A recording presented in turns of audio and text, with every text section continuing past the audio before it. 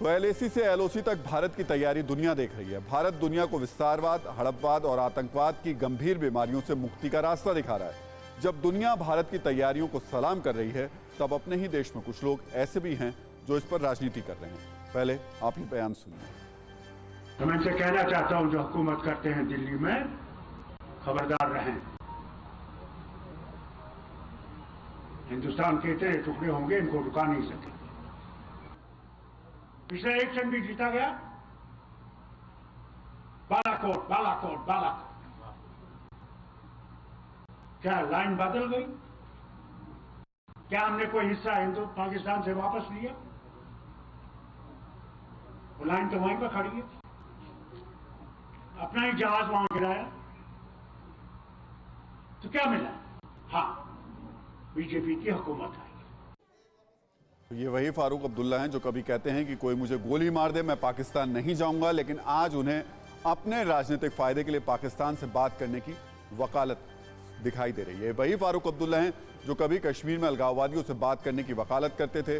फारूक जैसी सोच ही खून बहाने वाले दहशतगर्दों को, आतंकियों को भटका हुआ नौजवान बताती है। लेकिन कश्मीर में धारा 370 हटाने और आतंक के खिलाफ एक्शन से इस सोच का भी इलाज हुआ है।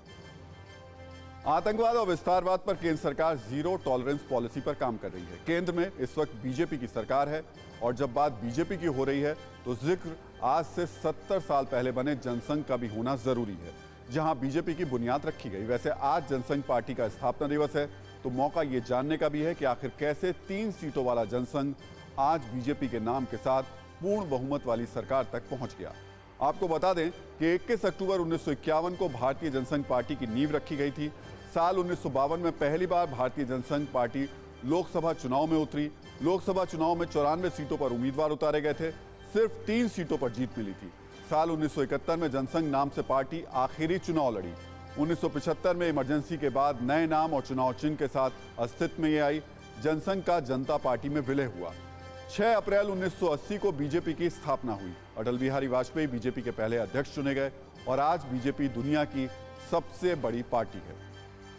आपको बता दें कि नेहरू लियाकत समझौते के बाद ही श्यामा प्रसाद मुखर्जी ने नेहरू कैबिनेट से इस्तीफा दिया था, यानी जनसंघ की नींव ही श्रेष्ठ भारत और मजबूत भारत की बुनियाद पर रखी गई थी। परवाह देश की, सोमवार से शुक्रवार रात 10 बजे TV9 भारतवर्ष पर।